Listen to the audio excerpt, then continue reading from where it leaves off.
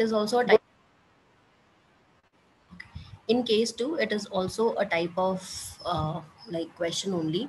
Okay, and in this we will be talking about the n factor of the reactions in which more than one element is changing its oxidation state. So here, sorry, reactions in which more than one is changing oxidation number. So first here I will be taking FeS2 gives Fe2O3 plus SO3. Okay, you have to do the rest. I will tell you how to do the first one. Second one is FeCN whole 6 minus 4 gives Fe plus 3 plus CO3 2 minus plus NO3 minus. Now here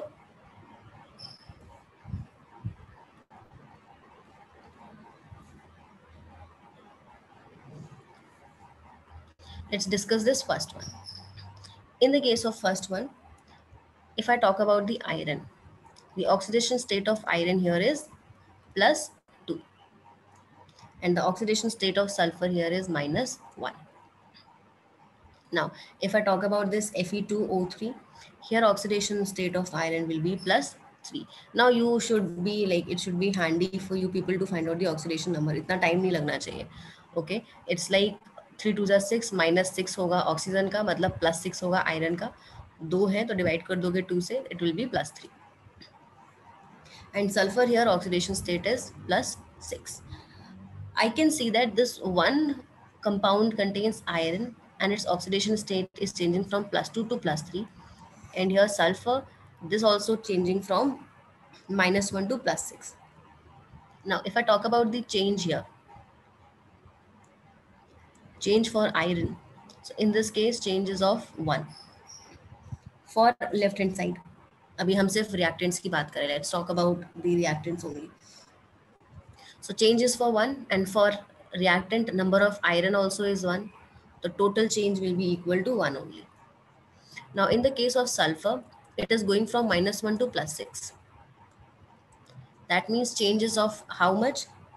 7. After minus 1, you will have 0, 1, 2, 3, 4, 5 and 6. Changes for 7. And how many sulfur atoms are here? 2. So total change is going to be 14. So if any compound comes in this particular manner where you have that both the compounds are changing their oxidation state, in that case n factor will be your total value. That means 1 plus 14, which is equal to 15. Now let's take the example of the second one also. If I want to find out the oxidation number here, so first of all tell me what is the oxidation number of iron.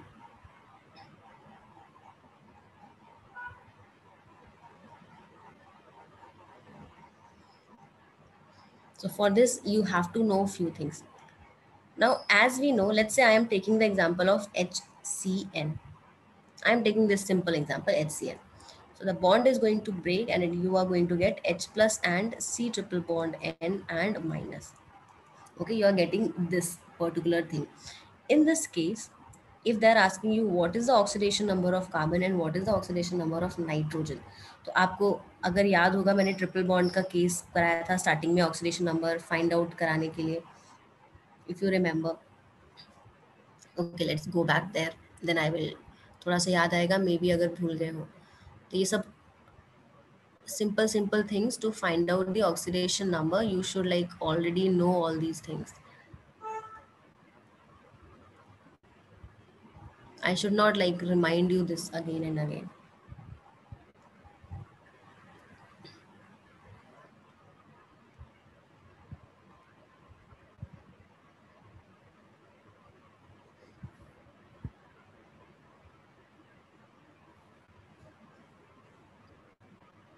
here I have told you this thing for a covalent bond. Covalent bond, whenever there is single bond in between one, so the one which is more electronegative will have the -1, and the one which is less electronegative will have the +1. If you have double bond, it will have -2 and +2, and if you have triple bond, it will have -3 and +3. So do you remember this? Yes or no? Okay, even if you don't, I think now it will be clear for you people. Okay, now coming back to the question.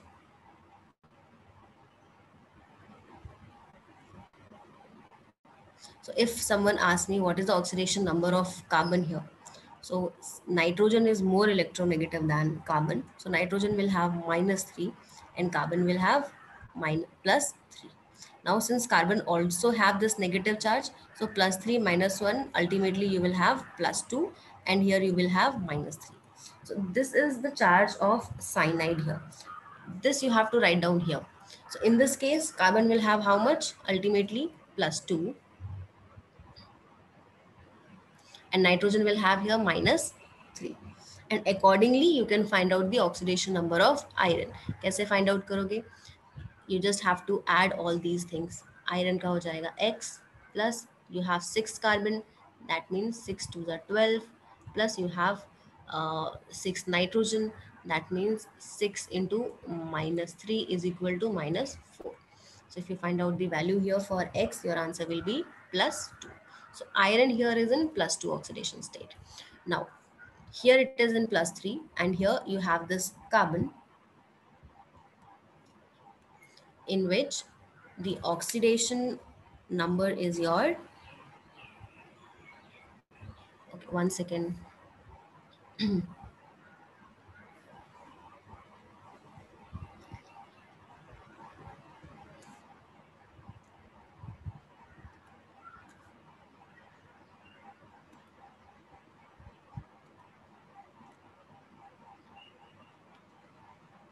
Okay, so as I was saying, iron here is in +3 oxidation state.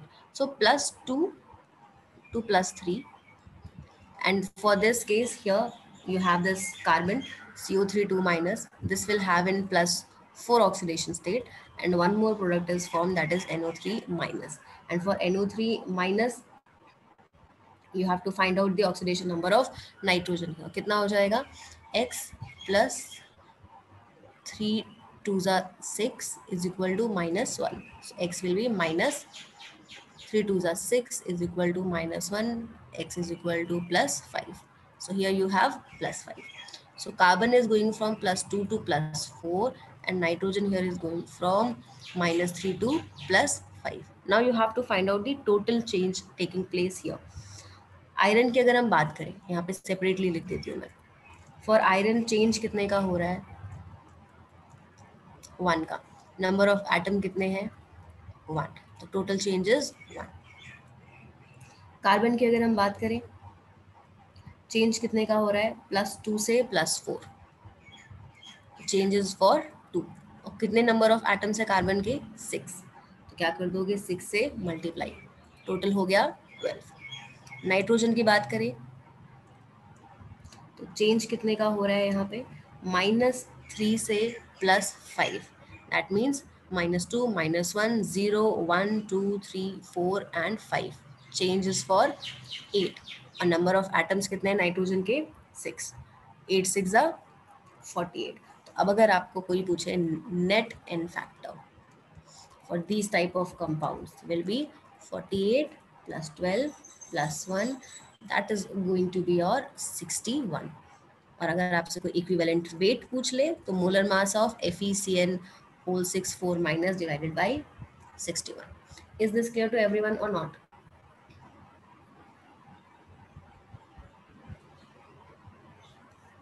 समझ में आया? अरे हाँ ना, कुछ बोलो तो पता चलेगा.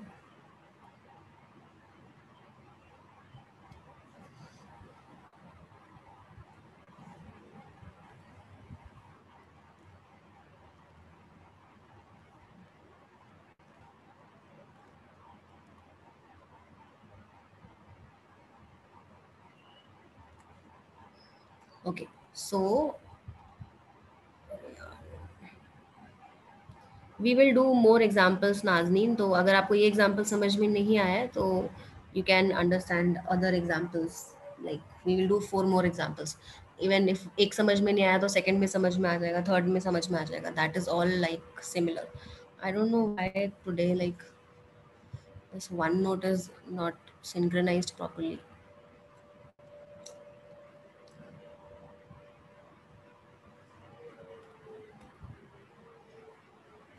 Okay, so let's do some questions.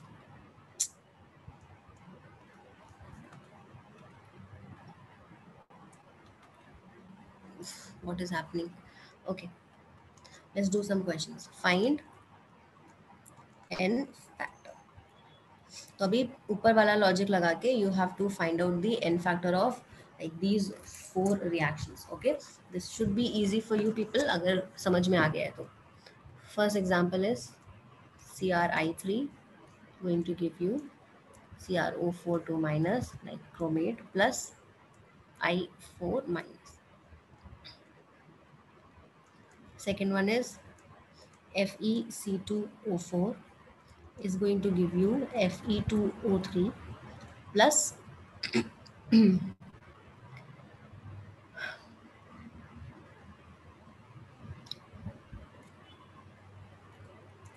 CO2. Third one is your SnC2O4 gives SnO2 plus CO2. And fourth one is your Hg2Cn whole twice is going to give you HgO plus CO3 2 minus plus NO2 minus. So for all these things, you have to find out the n factor for the reactants. ठीक है, reactants के ही बारे में बात करेंगे, not for the products. Question में mostly आपको रिएक्टेंट्स निकालना होगा and once you know how to find out for the reactants, products का तो आप कर ही लोगे. चलो एक एग्जाम्पल मैं वापस से सॉल्व करके बता देती हूँ. That is the first one. सबसे पहले ऑक्सीडेशन स्टेट टिप्स पे होने चाहिए. क्रोमियम का ऑक्सीडेशन स्टेट हो जाएगा यहाँ पे +3 बिकॉज आयरन जो है वो आयोडीन जो है वो -1 में होगा. क्रोमियम यहाँ पे है, फाइंड आउट करो जल्दी से आ जाएगा, +6. आयोडीन का होगा +7. अब स्लोली स्लोली करने बैठोगे तो बहुत टाइम लगेगा. मैं CrI3 का बोल रही हूँ, तो ये -3 होगा, तो ये ऑफकोर्स +3 होगा. क्रोमियम O4 2 माइनस है, इसको x करो, 4 2 ज़ा 8 -8 इज इक्वल टू -2, तो x is equal to +6. IO4 minus करोगे तो x माइनस 4 2 ज़ा 8 इज इक्वल टू -1, तो x की वैल्यू कितनी आई +7. तो इस तरीके से आपको fast oxidation number find out करने आना चाहिए. ओके, नाउ क्रोमियम जो है +3 से +6 में जा रहा है और आयोडीन जो है आपके पास वो -1 से +7 में जा रहा है. तो अब अगर मैं इसमें चेंज निकालूँ, क्रोमियम के लिए चेंज निकालूँ, +3 से +6, तो चेंज कितना होगा 3 का. टोटल नंबर ऑफ एटम्स यहाँ पे कितना है 1, so total changes for 3. Iodine की बात करें तो -1 से +7 में जा रहा है, चेंज कितने का हुआ 8. -1 के बाद 0 1 2 3 4 5 6 और 7, 8 का चेंज आ रहा है और यहाँ पे एटम्स कितने हैं 3, तो मल्टीप्लाइड बाई 3, तो टोटल चेंज कितने का हो गया 24. जब आप एन फैक्टर निकालोगे for CrI3 it will be equal to 24 plus 3, that is 27. Got it? अभी समझ में आया? जल्दी से अब फाइंड आउट करो for the second one, third one and the fourth one. So these kind of reactions where you can see that both the atoms are changing their oxidation number. इससे पहले हम क्या देख रहे थे, सिर्फ एक ही चेंज कर रहा था, एक को हमने फिक्स करके रखा हुआ था. यहाँ पे दोनों ही चेंज कर जा रहे हैं. Then you just have to add the number of changes. Now find out for FeC2O4, SnC2O4 and Hg2Cn whole twice.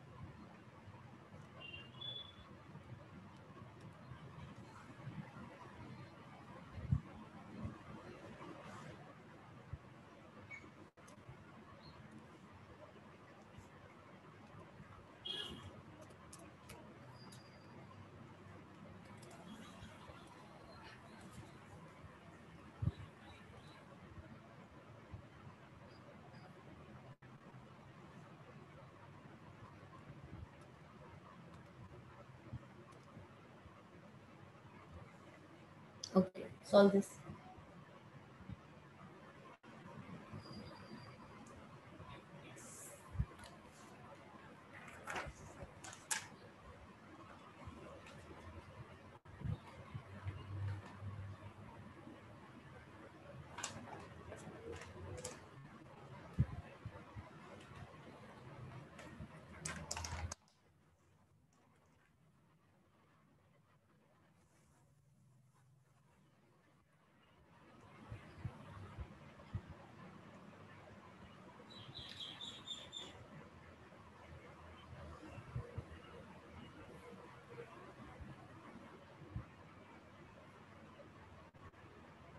Okay. For the second one, let me give you one hint. FeC2O4. Okay. This breaks something like this. Fe plus 2 and C2O4 2 minus. If you people have like paid much attention to the class, so I might have taken this oxalate example earlier also. Like it is not the first time you are seeing this C2O4 minus.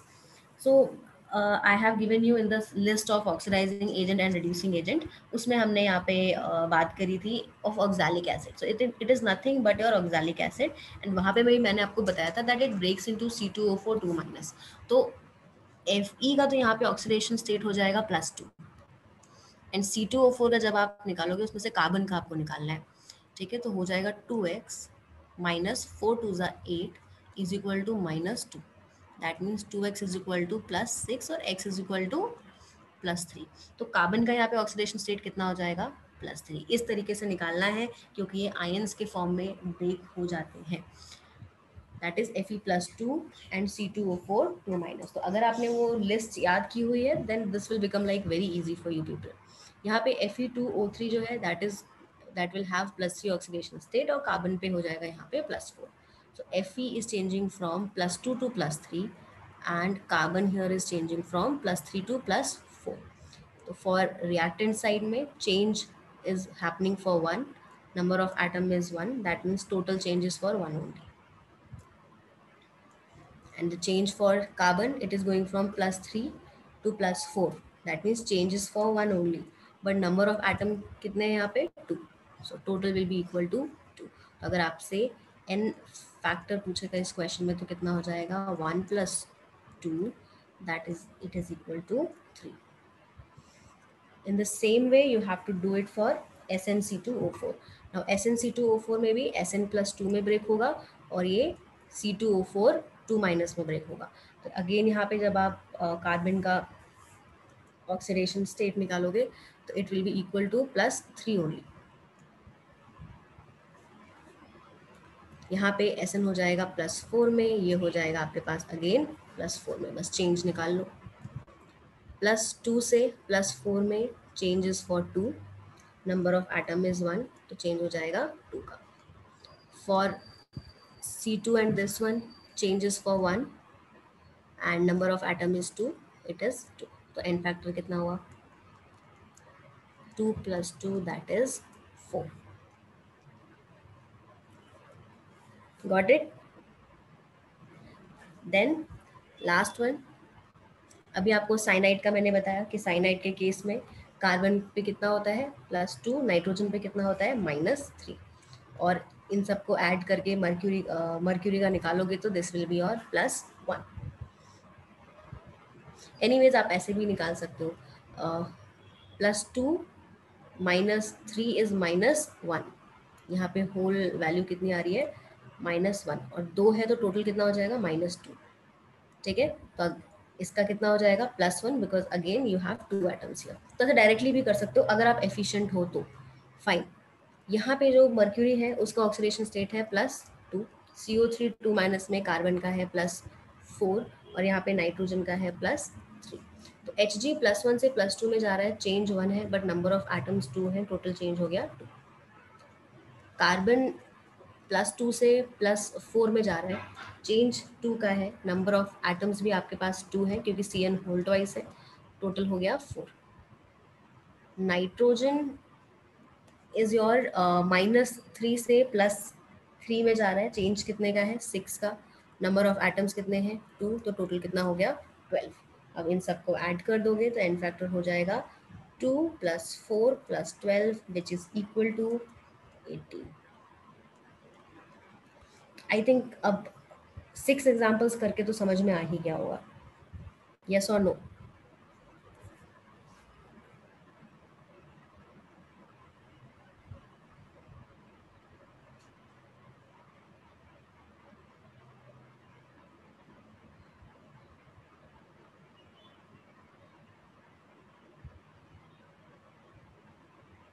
Understood?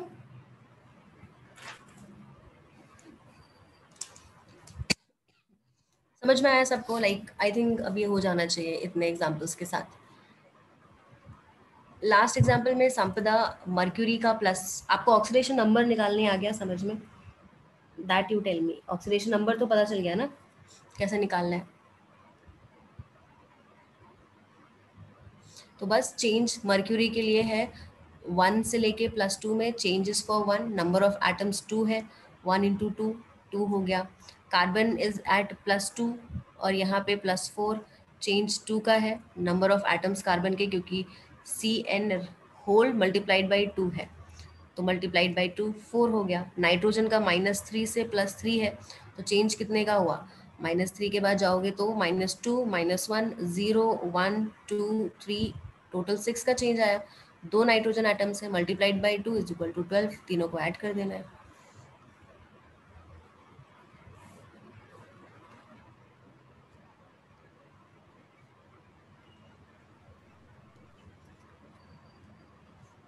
Okay ma'am ma'am first वाले में CrI3 था ना, तो अगर I का -1 है फिर तो वहाँ पे हम -3 नहीं लेंगे क्या? है ना, 3 भी तो है यहाँ पे. एक आयोडीन का -1 होता है ना, तो 3 का कितना होगा? -3. तो इसका टोटल कितना हो जाएगा? +3. हाँ तो मैम जब हम I का चेंज निकालेंगे तो 10 आएगा ना, लाइक अगर हम -3 लेंगे तो. हाँ तो आई का चेंज कितना है? -1 से 7 गया है तो चेंज तो 8 का आया और टोटल नंबर ऑफ एटम 3 है तो मल्टीप्लाई तो किया 3 से मैंने. हम अगर हम -1 की जगह -3 नहीं नहीं लेंगे. नहीं नहीं नहीं नहीं वैसे नहीं करते. हम हमेशा, आपको बहुत बार बताया मैंने कि एन फैक्टर अगर मुझे निकालना है तो हम सिर्फ 1 मोल के लिए निकालते हैं, 3 मोल्स के लिए नहीं निकालते. Okay ma'am. Always for 1 not for 2. Okay so this was about your finding the n factor. I hope चीज़ें क्लियर होंगी. बाकी थोड़े से क्वेश्चंस करोगे, एग्जांपल्स लगाओगे तो और समझ में आएगा. ओके मैं एक आपको जस्ट ट्रिक दे रही हूँ कि अगर आपको कहीं क्वेश्चन में ऑक्सिलेट गिवन है, ठीक है, sorry, oxalate is your C2O4 2-, अगर ऑक्सिलेट गिवन है तो उसके लिए एन फैक्टर आप कैसे काउंट कर सकते हो? डायरेक्टली भी number of carbon atoms plus change in oxidation number of metal if any. अभी लेट मी टेल यू मैं यहाँ पे क्या बोलना चाह रही हूँ. सपोज मेरे पास क्वेश्चन में है Na2C2O4, इसका आपको बोल दे एन फैक्टर निकालने के लिए. क्वेश्चन में आ जाए, रिएक्शन नहीं गिवन है, बस डायरेक्टली आपको बोला है कि इसके लिए एन फैक्टर आपको निकालना है. तो ऑक्सिलेट के लिए ऊपर वाला फॉर्मूला का यूज करते हुए नंबर ऑफ कार्बन एटम्स कितने हैं? 2 प्लस सोडियम जो है वो कभी भी, इवन दो रिएक्शन भी अगर गिवन हो, सोडियम आपको पता है अल्कली मेटल्स होता है, वो हमेशा Na+ ही रहेगा, उसके ऑक्सीडेशन नंबर में कभी भी कोई भी चेंज नहीं आएगा. तो change in oxidation number of metal मतलब कोई भी अगर उसके साथ मेटल जुड़ा हो, अगर उस पर कोई ऑक्सीडेशन नंबर का चेंज आ रहा हो वो ऐड करोगे. But in the case of sodium 0 होगा, as sodium can never change its oxidation number. Okay तो सिंपली एन फैक्टर पूरे कंपाउंड का आ जाएगा 2. ठीक है, ऐसा सिमिलर टाइप का क्वेश्चन नीट में आया था. ऐसे ही एक क्वेश्चन जेई में आया था. जेई में क्या पूछा था इन्होंने? H2C2O4 dot Na2C2O4. तो it is a type of a double salt. Double salt मतलब ये भी एक सॉल्ट है और ये भी एक सॉल्ट है और दोनों का कंबाइंड फॉर्म में आपको एन फैक्टर पूछा था. ओके नाउ ये आपके पास H2C2O4 है, दैट मीन्स ये इसके पास H प्लस आयन है, ठीक है, you have this H plus ion, तो ये एसिड भी है, और C2O4 माइनस से ये रिड्यूसिंग एजेंट का भी काम कर रहा है, दूसरे को किसी को भी रिड्यूस भी करेगा। तो एसिड की वजह से इसका जो भी एन फैक्टर आएगा, एन की वैल्यू हो जाएगी 2, ठीक है, सिर्फ अगर मैं इसका एसिडिक बिहेवियर चेक करूं। बट क्योंकि ये ऑक्सलेट के साथ जुड़ा हुआ है, तो ऑक्सलेट के लिए आपको अलग से निकालना पड़ेगा, जिसके लिए आपके पास क्या आएगा, number of carbon atom plus change in oxidation number. यहाँ पे मेटल की जगह क्या प्रेजेंट है आपके पास, H2, तो कार्बन कितना है 2, ओके, और चेंज इन ऑक्सीडेशन नंबर जो है आपके पास वो कैसा आने वाला है 2, किसके लिए आएगा ये, सॉरी ये C2 है, ओके। तो टोटल वैल्यू जो आया ऑक्सीडेशन नंबर में, जब रिएक्शन आप कराओगे तो एसिड को लेके कंसिडर करोगे तो वैल्यू आएगा आपके पास 2, तो यहाँ पे आप बोलोगे C ओनली हाइड्रोजन, यहाँ पे सिर्फ आप हाइड्रोजन देखो, ठीक है। अब हाइड्रोजन का जो ऑक्सीडेशन नंबर है उसमें चेंज आएगा 2 का, तो this is what we are going to write. अब अगर हम Na2C2O4 को चेक करते हैं, तो अभी हमने ऊपर देखा इसका एन फैक्टर कितना होता है 2, ओके। तो यहाँ पे दो चीज़ें भी हो सकती है, अगर आपने H2C2O4 लिया हुआ है, ओके, तो आप क्या करोगे, सिर्फ हाइड्रोजन का चेक करके हमने एन फैक्टर 2 बता दिया, तो इस होल का एन फैक्टर इज 2 ओनली, चाहे आप एसिड का देख के कर लो। तो जब आपने सिर्फ एसिड देखा तब आपने क्या चेक किया, दिस वन, ओके। और जब इसको कंसिडर कर रहे हो C2O4O- को भी देख के, अगर आपको देखना है मतलब ऑक्सिलेट के हिसाब से भी करना है, तब आप क्या करोगे, number of carbon atoms plus change in oxidation number, okay. तो नंबर ऑफ कार्बन एटम्स यहाँ पे कितना है, इधर हो गया 2, तो यहाँ पे लिख दिया मैंने 2, और चेंज इन ऑक्सीडेशन नंबर जब हाइड्रोजन का निकालोगे तो कितना होगा 2, तो टोटल मिला के वैल्यू कितनी आ गई 4, ओके। तो अगर इससे निकालोगे तो इट्स नॉट दैट गुड, आप क्या करो, हमेशा ऑक्सलेट के हिसाब से using this method you can find out the total number of n factor, okay, समझ में आया या फिर एक बार और समझाओ।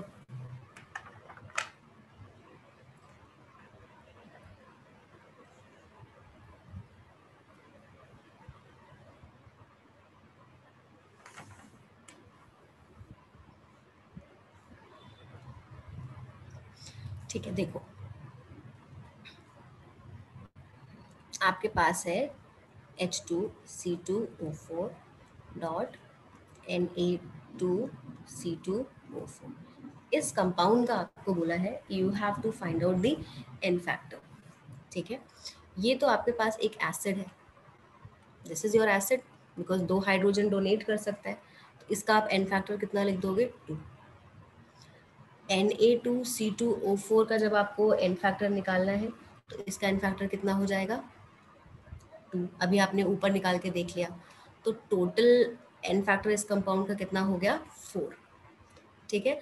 अब अगर आपको इसको डायरेक्टली करना है, जैसे मैंने यहाँ लेफ्ट हैंड साइड में किया है, तो H2C2O4 को पहले एसिड की तरह देखो, एसिड की वजह से इसका एन फैक्टर कितना होगा 2, और बाकी आपको क्या कंपेयर करना है ऑक्सलेट के लिए, ठीक है। इसमें तो there is no change in oxidation number, for Na, for sodium there will be like no change in oxidation number, कुछ भी चेंज होने वाला नहीं है ऑक्सीडेशन नंबर में, ओके। तो इसकी वजह से आया आपके पास 2, एंड सेम आप देखोगे for this one, number of carbon atoms चाहे आप टोटल करके कर लो, यहाँ पे मैंने इंडिविजुअली करके बता दिया, टोटल देख लो, यहाँ पे भी 2 है और यहाँ पे भी 2 है, तो टोटल कार्बन आइटम कितने हो गए 4, okay. Change in oxidation number, यहाँ पे हाइड्रोजन है, वो तो मैंने ऑलरेडी कंसिडर कर लिया एसिड के केस में, और सोडियम में तो कोई चेंज होता नहीं है, प्लस क्या हो जाएगा 0, तो टोटल कितना हो गया यहाँ पे 6, अंडरस्टूड। तो अगर आपसे बोले कि इस पूरे कंपाउंड का, इस पूरे कंपाउंड का, दिस वन द सॉल्ट का आपके पास एन फैक्टर की वैल्यू कितनी आ रही है, तो आंसर हो जाएगा 6, यहाँ पे भी 4 प्लस 2 टोटल कितना हो गया 6, और यहाँ पे सिर्फ इसकी वजह से 2 आया है, ऑक्सलेट इसकी वजह से 2 आया है, और एसिड की वजह से 2 आया है, तो 2 + 4 अल्टीमेटली क्या आ जाएगा 6। अंडरस्टूड? अभी क्लियर है? एक और एग्जांपल करते हैं और क्लियर हो जाएगा। Let's say I have here H2C2O4, 2 Na2C2O4 और 3 FeC2O4। मान लो ऐसा कुछ कंपाउंड गिवन है क्वेश्चन में, okay, and then they are asking you to find out the n factor. तो यहाँ पे एसिड तो सिर्फ यही वाला है, यही आपको H+ आयन देगा। सो बिकॉज ऑफ एसिड कितना एन फैक्टर आएगा 2 सिंपली, ओके। बाकी आपके पास इसकी वजह से एन फैक्टर आएगा, इसकी वजह से एन फैक्टर आएगा, और इसकी वजह से एन फैक्टर आएगा। तो दूसरे को हम कंसिडर कर लेते हैं रिड्यूसिंग एजेंट में। रिड्यूसिंग एजेंट में फॉर्मूला क्या हो जाएगा, number of carbon for oxalate plus change in oxidation number if any for metal. अब देखो, number of carbon atom total कितने हुए, पहले वाले में 2 प्लस सेकेंड वाले में यहाँ पे 2 भी है, यहाँ पे 2 है, तो टोटल कितना हो जाएगा 2 × 2, और यहाँ पे 3 × 2।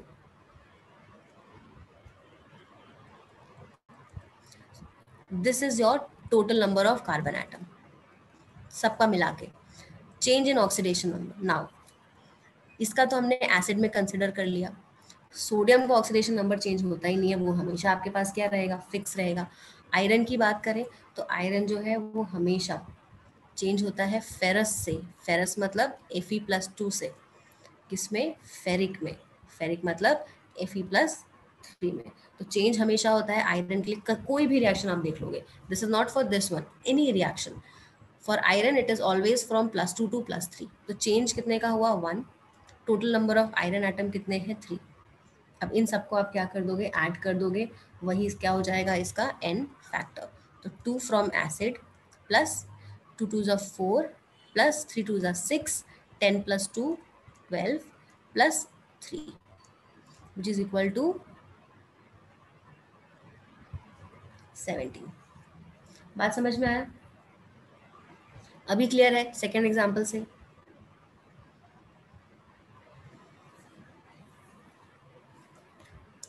Let me know.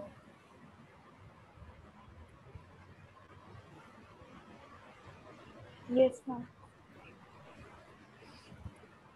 Anyone, like very less people respond in class. Adnan, Varun, you understood? Yes, ma'am. Okay, then there is Omkar, you?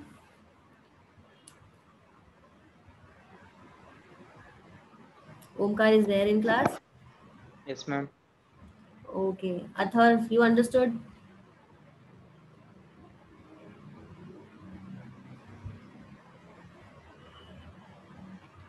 Jaldi, your parents are saying like you people watch Instagram and everything in between the class. ऐसा कुछ करते हो क्या? इतना बड़ा धोखा कर रहे हो क्या लोग हमारे साथ? In between you are using Instagram or chatting with your friends and everything.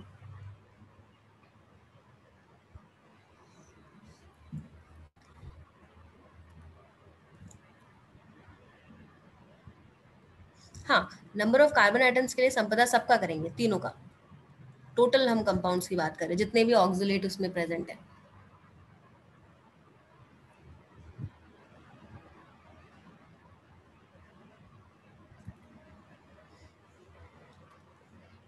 Acid के लिए बस ये H+ आयन के लिए उसको अलग कर दो और बाकी सबका ऐड कर दो। इसमें भी हमने यही किया, एसिड के लिए यहाँ पे हमने अलग कर दिया, फॉर दिस एसिड के लिए हमने अलग कर दिया। इसको एक्चुअली ऐसे लिखना चाहिए था मेरे को, यहाँ पे हो जाएगा 4, like number of carbon atom 4 हो जाएंगे, यहाँ पे 2 और 2 4, और चेंज इन ऑक्सीडेशन नंबर कुछ हो नहीं रहा बिकॉज सोडियम है तो 0, तो 4 + 0 = 4, टोटल 6।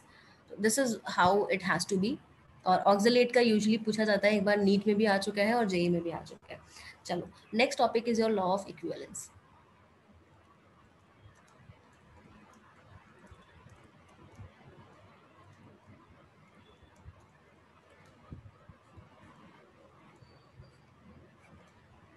लॉ ऑफ इक्विवेलेंस क्या होता है, पहले डेफिनेशन लिख लो. According to law of equivalence, in any chemical reaction, equal equivalence of each reactants will react with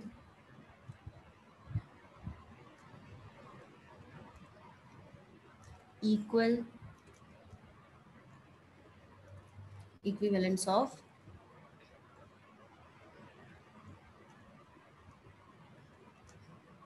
product formed.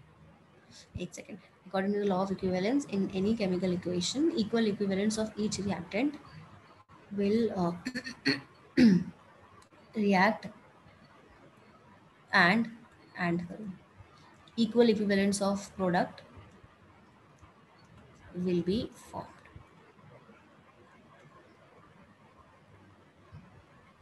That is, आप जनरल टर्म्स में क्या बोल सकते हो,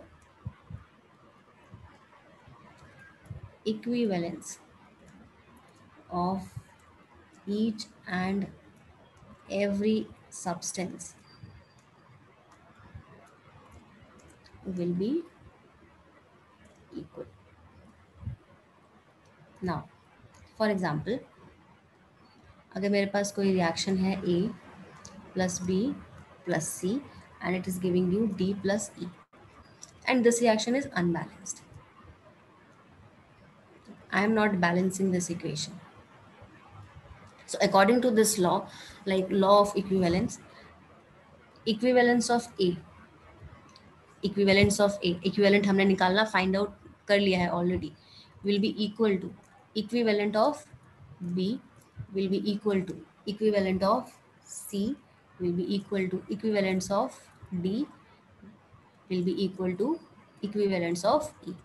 कुछ देखा देखा सा लग रहा है ये, ऐसा हमने मोल कॉन्सेप्ट में किया था. Yes, ma'am.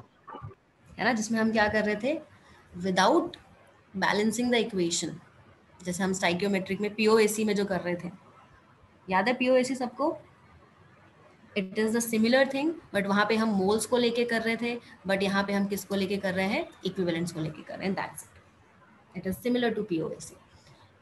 That was your principle of atomic conservation, this is your law of equivalence. Okay, यहाँ पे एक चीज जो आपको ध्यान रखनी है, note, there is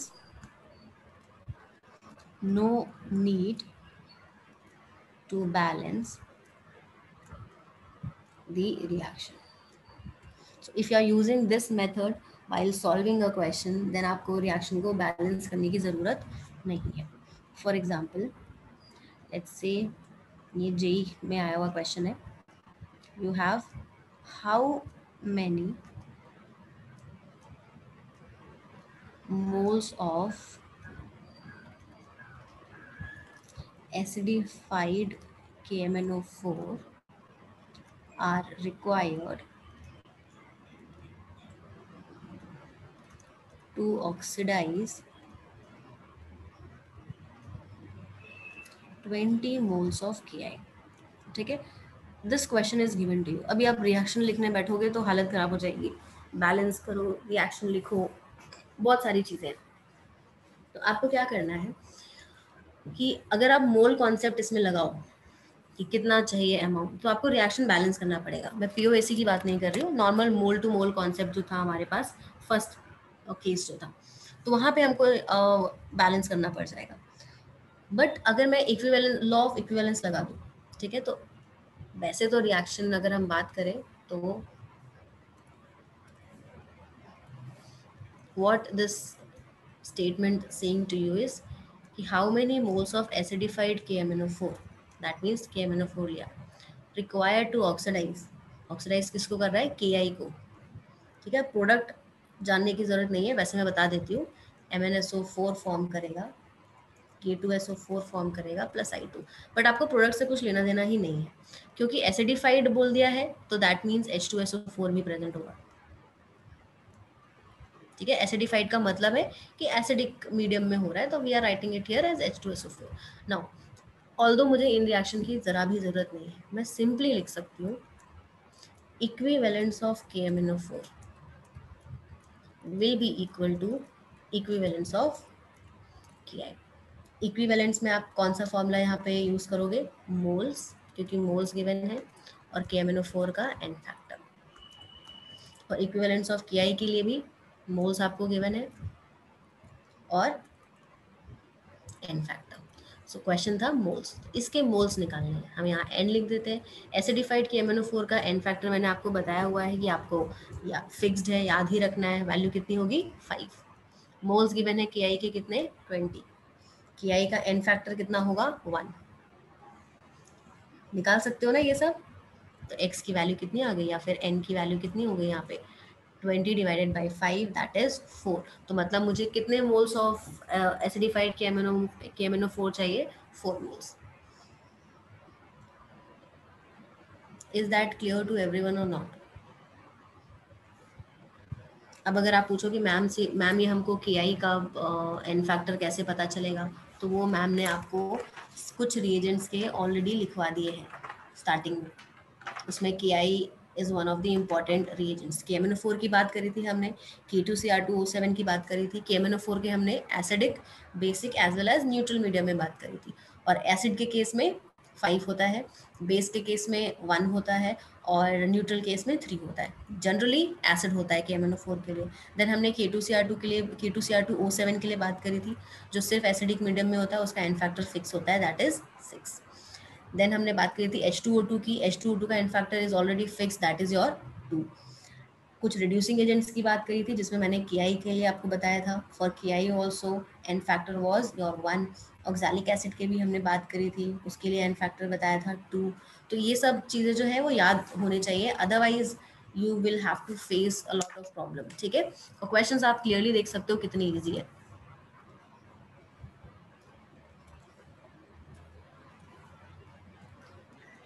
Okay, now let's do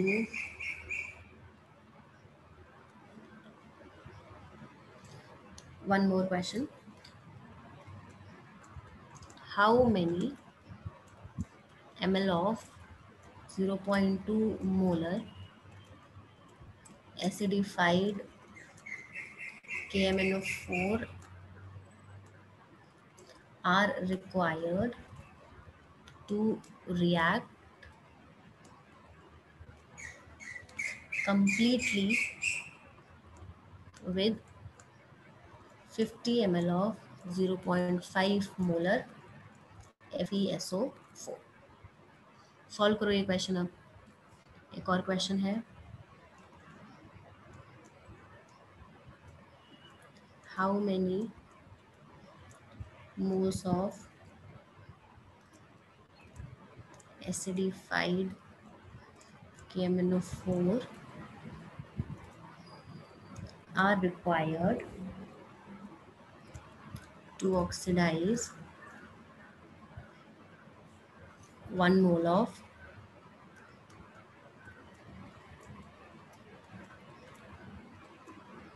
ferrous oxalate?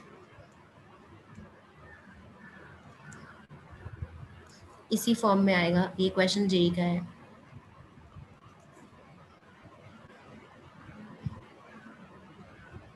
Solve करो दोनों question.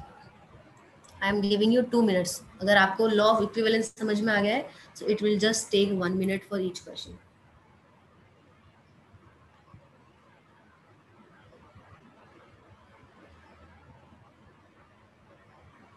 So this answer for question number, like first question जो स्क्रीन पे दिख रहा है, उसका आंसर देने वाला है मेरे को Kaushik. Kaushik will give the answer for the first one, and Bhavna will give me the answer for the second one. जल्दी से बताओ, like they have to give the answer. हाँ प्रशस्ति, फिक्स है वो।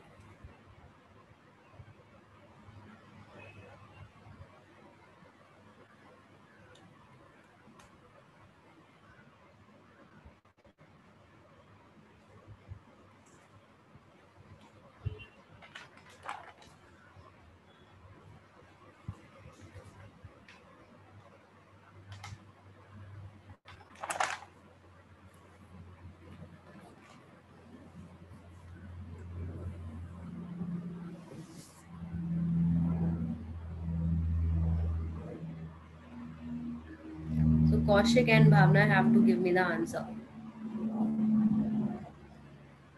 Sampada, your answer is right. पहला वाला correct था.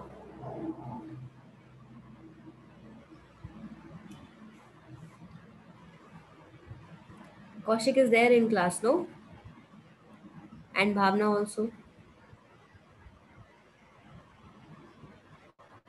Let me know these people are present in class or they are just.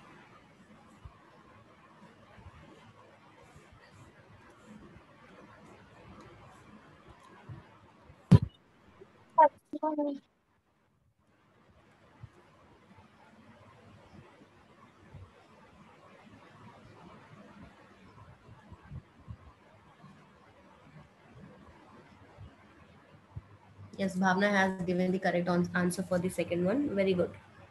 And where is Kaushik? Kaushik is there? Tell me the answer, Kaushik.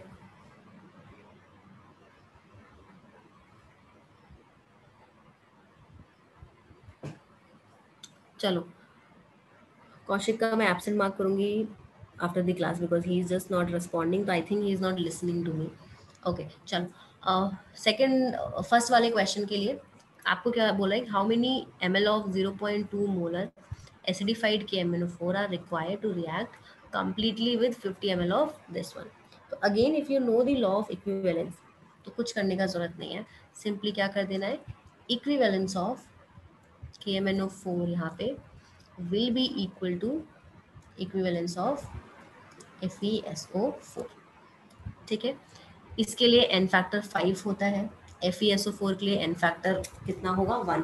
क्यों, हमेशा ध्यान रखना है, अभी भी मैंने आपको थोड़ी देर पहले ही बताया था, Fe+2 हमेशा कन्वर्ट होगा Fe+3 even though you don't know the reaction.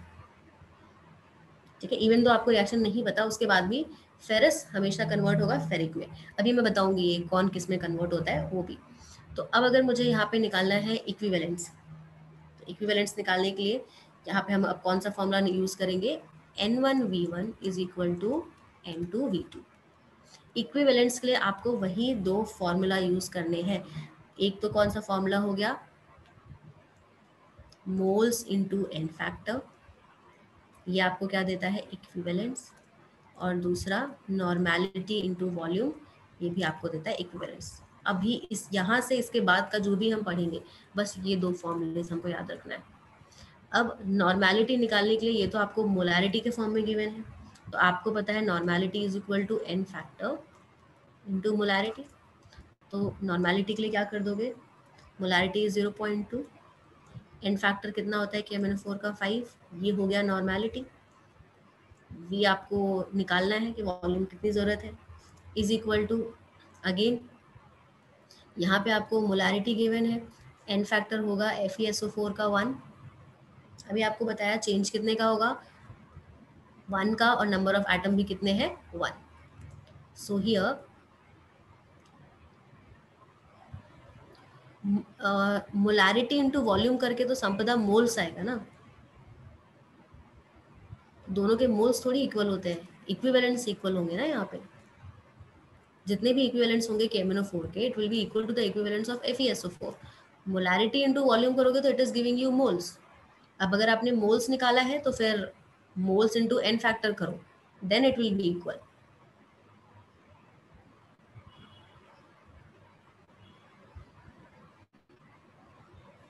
हाँ फिर हाँ ऑफ कोर्स वो भी कर सकते हो. I am doing it directly क्योंकि मुझे वॉल्यूम निकालना है, तो अल्टीमेटली मुझे यही फॉर्मूला चाहिए ना, तो मुझे तुम्हारा जो मेथड है उससे थोड़ा लंबा हो जाएगा, मैं यहाँ डायरेक्टली कर दे रही हूँ. यहाँ पे हो गया 0.5 into 1, this is your normality. इसको ये मत समझना कि डिवाइडेड बाई n है, this is just telling you normality into volume कितना गिवन है यहाँ पे 50 ml. बस यहाँ से v का जब वॉल्यूम निकालोगे यू विल गेट 25 ml. कुछ दिक्कत है क्या इस क्वेश्चन में, वेरी इजी. चलो ये जेई का क्वेश्चन देखते हैं. It is saying that how many moles of acidified KMnO4 are required to oxidize 1 mole of ferrous oxalate. ठीक है, no need to know the reaction and everything. आपके पास एसिडिफाइड KMnO4 है तो आप यहाँ पे लिख दो equivalence of KMnO4 will be equal to equivalence of FeC2O4, that is your ferrous oxalate. Okay, again अब हमको यहाँ पे फाइंड आउट करना है कि पूछा है कि मोल्स कितना लगेगा, तो हम यहाँ पे जब मोल्स गिवन है तो मोल्स इनटू एन फैक्टर का फॉर्मूला लगा दो, और अगर मोलैरिटी गिवन है, नॉर्मैलिटी गिवन है, तो आप एनवी वाला फॉर्मूला लगा दो, ठीक है। तो this will be your n factor into number of moles, x को मैं नंबर ऑफ मोल्स से रिप्रेजेंट कर रही हूँ, इसके लिए n factor into number of moles, तो मोल्स तो गिवन है इसका 1, एन फैक्टर कैसे निकालेंगे, आपको पता है कि Fe+2 will always change from Fe+2 to Fe+3, और ये आपके पास ऑक्सिलेट है। ऑक्सिलेट के लिए आप कैसे निकालते हो n factor, number of carbon atom plus change in oxidation number if any, number of carbon atom हो गया 2, चेंज इन ऑक्सीडेशन नंबर क्या होगा, Fe से +2 से +3 मतलब 1, और यहाँ पे एटम भी आपके पास एक ही है, तो टोटल एन फैक्टर का चेंज कितना आया 3 मल्टीप्लाइड बाई 3, तो एक्स की वैल्यू कितनी आ गई 3/5। समझ में आया, क्लियर है सबको?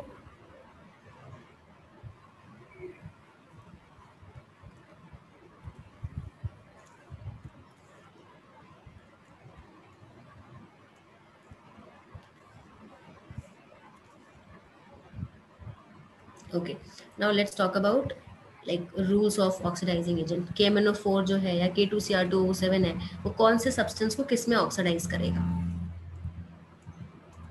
So rules of oxidizing agent, that means they are going to oxidize others. Okay, so पहला ऑक्सीडाइजिंग एजेंट्स जो है, जो भी आपके पास अस सॉल्ट होते हैं, आपने बहुत जगह नाम सुना होगा, फेरस, स्टेनस, ओके, क्यूप्रस, तो वो अस सॉल्ट होते हैं। तो जो भी आपके अस सॉल्ट होते हैं, they are going to get converted into ic salt. For example Fe+2 में अगर है तो वो चेंज होगा Fe+3 में always. This is your ferrous और दिस इज योर फेरिक। अगर सॉल्ट के फॉर्म में मुझे लिखना है तो मैं कैसे लिखूंगी, FeSO4 will get converted into FeSO4 whole thrice. This is your ferrous sulfate and this is your ferric sulfate। तो अगर FeSO4 गिवन है तो वो कन्वर्ट हो जाएगा FeSO4 whole thrice. And for that matter आपको ये पूरा याद करने की जरूरत नहीं, आपको याद क्या करना है, Fe+2 से किस में चेंज हो जाएगा, +3 में, बिकॉज यही इसके ऑक्सीडाइज होने के चांसेस है, इसके अलावा और कुछ नहीं है। ऐसे अगर मैं आयरन का दूसरा एग्जाम्पल लेना चाहूँ, FeCl2 से FeCl3, this is again your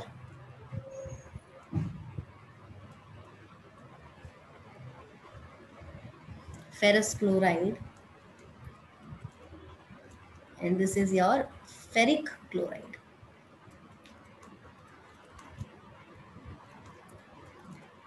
यहाँ पे ऑक्सीडेशन स्टेट है +2, यहाँ पे ऑक्सीडेशन स्टेट है +3। अगेन किससे कन्वर्ट हो रहा है, फर्क नहीं पड़ रहा, क्लोराइड आ गया, चेंज तो +2 से +3 में ही है।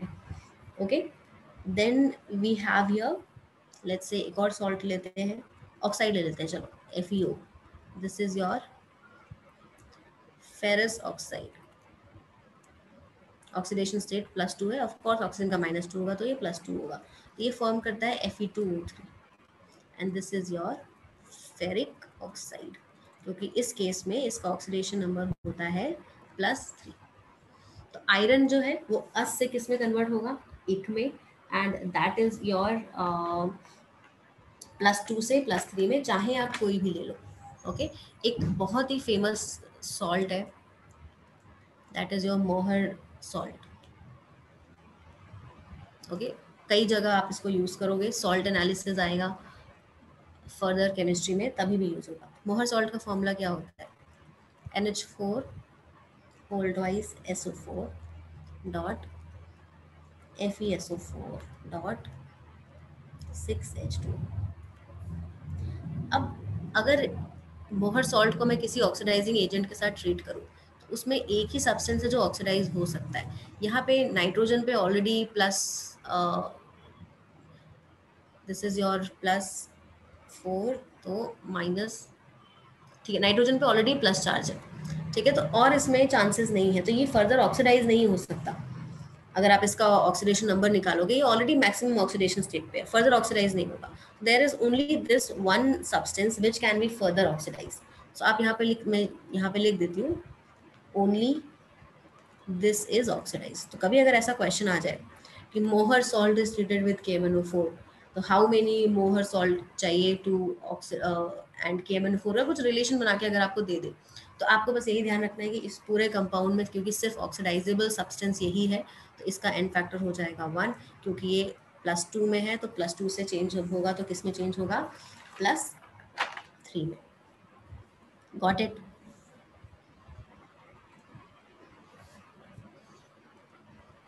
ऐसे ही आप ले सकते हो cuprous. Cuprous is copper +2। Okay, copper +2 हमेशा चेंज होगा कॉपर +3 में। This is known as cuprous and this is your cupric. Change कितने का आया, 1 का।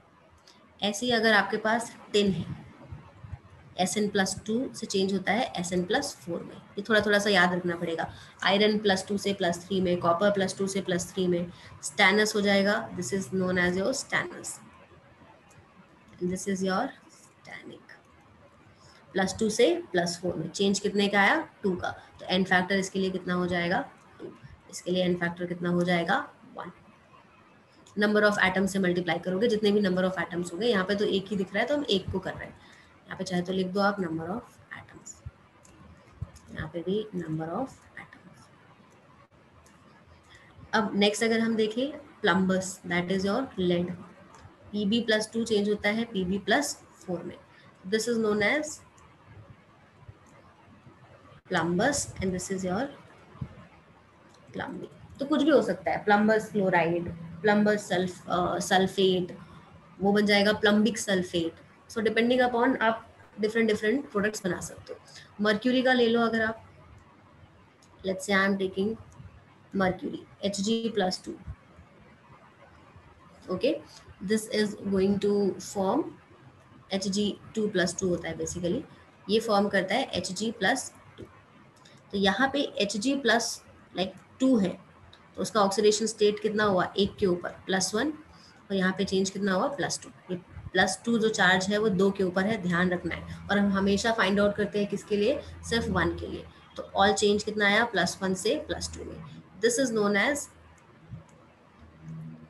mercurous and this is your mercuric. So these are the different compounds जो आपको पता होने चाहिए। यस प्रशस्ति, लाइक अभी आपको थोड़ा डिफिकल्ट लग रहा होगा याद करना, बट जैसे जैसे आगे केमिस्ट्री पढ़ते जाओगे तो ये सब चीज़ें बहुत लाइक यूज टू हो जाओगे और आसान हो जाएगा। हाँ, यहाँ पे 2 नहीं लिखा क्या, हाँ सॉरी 2 होगा, here it will be 2। Okay, so this was all about your us2 second type का केस आएगा यहाँ पे, which we will be consider here is ite, salt. ये सब तो 9th क्लास में भी पढ़ लेते हो आप लोग, बट ऑफ कोर्स नहीं पढ़ा होगा ढंग से और याद नहीं होगा। आइट को 8 सॉल्ट में कन्वर्ट करता है oxidizing agent. For example NO2-, this is your nitrite.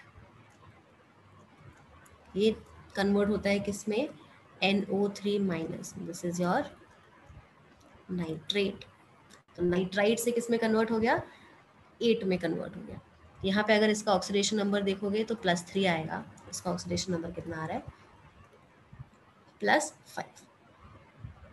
Okay, change कितने का हो रहा है, +3 से +5, दैट मीन्स 2 का चेंज हो रहा है। तो एन फैक्टर की अगर आप बात करोगे फॉर नाइट्राइट तो इट विल बी 2। एक और जो बहुत ऑब्जर्व करोगे that is your sulphide, SO3 2- with SO4 2-। So this is your sulfide and this is your sulfate. तो अभी याद कर लो बेटर है, नहीं तो बाद में पूछोगे मैम ये सल्फाइड क्या होता है, सल्फेट क्या होता है, तो डिफरेंट डिफरेंट आयंस होते हैं। अगर SO3 2 माइनस है तो उसको सल्फाइड बोलोगे। आपको विष्णु सर ने एक मिनी बुक दिया होगा 9th क्लास में, इफ यू रिमेम्बर, जो लोग अवंती में थे, उसमें ये सब गिवन है। ठीक है, तो I am not teaching you something very difficult and everything. जिन्होंने वो बुक में से आयंस वगैरह पढ़े होंगे, आप बुक खोल के देखना, आपको yes language of chemistry, yes that book. तो लैंग्वेज ऑफ केमिस्ट्री में आपको ये सब चीज़ें मिल जाएंगी, sulphite, sulphate. Language of chemistry ma'am. हाँ हाँ, language of chemistry, that book only you will get all these things. यहाँ पे बस मैं आपको लिखवा रही हूँ, ऑक्सीडेशन नंबर के साथ बता रही हूँ। तो यहाँ पे आइट जो है वो +4 से चेंज हो रहा है, किसमें, +6 में। तो चेंज जो है सल्फर का, क्योंकि +4 से +6 है, तो एंड फैक्टर की वैल्यू कितनी हो जाएगी यहाँ पे 2, डिपेंडिंग अपॉन जो भी है। सो ये हो गया when anything change from 8 to 8। This is what oxidizing agent does. Third, if I am talking about, oxalate को फॉर्म करेगा कार्बोक्सिलिक एसिड। अभी तक तो ऑक्सलेट से सबको फेमिलियर हो जाना चाहिए। ऑक्सलेट इज C2O4 2 माइनस, वो हमेशा फॉर्म करेगा CO2। ओके, यहाँ पे इसका ऑक्सीडेशन स्टेट होता है +3, यहाँ पे होता है +4।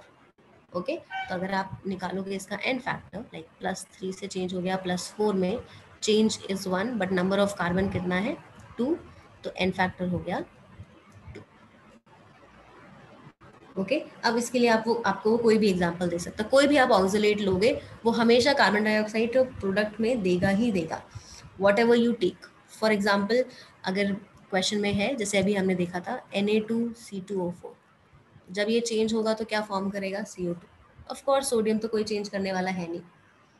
ठीक है, तो अगर आपको इसका इन फैक्टर पूछेगा, तो क्योंकि ऑक्सलेट है तो आप डायरेक्टली लगा सकते हो, number of carbon atom 2 plus change in oxidation number if any, that is 0। इसके लिए कितना हो गया 2। अगर मैं एक और एग्जांपल ले लूँ, MgC2O4, वो भी क्या देगा आपको CO2 ही ऑलवेज। अगर C2O4 है तो प्रोडक्ट में CO2 होगा ही।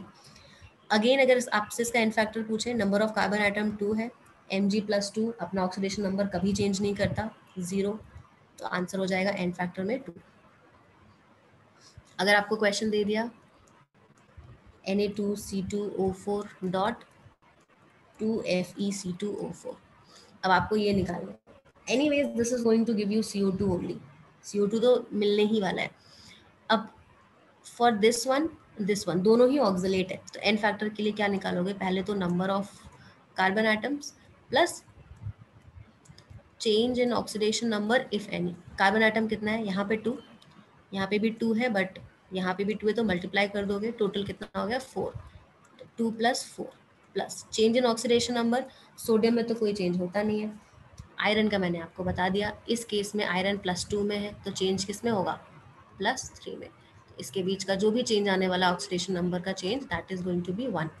और क्योंकि 2 नंबर ऑफ कार्बन एटम्स है, तो टोटल चेंज हो गया 2। तो ऐड करोगे तो कितना आएगा, 4 + 2 6 + 2 8। तो इस केस में इसका एन फैक्टर कितना हो गया 8।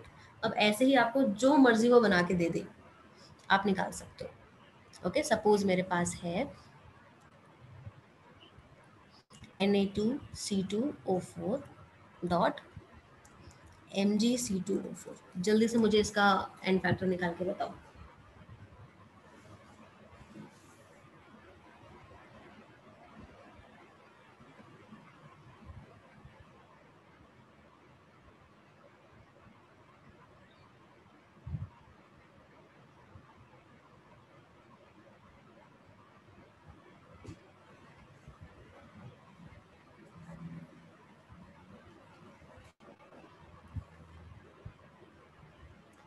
यस संपदा, करेक्ट है। बाकी लोग भी फाइंड आउट करो जल्दी से।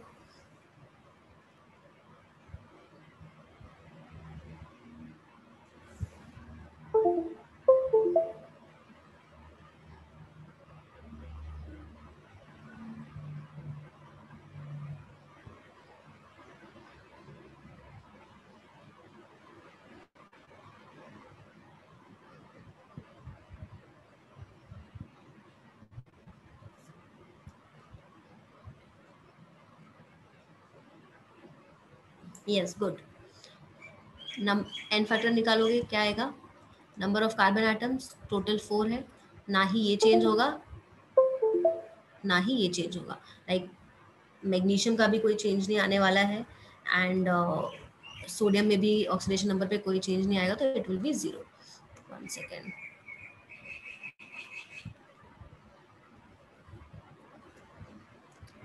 Okay, 1 second.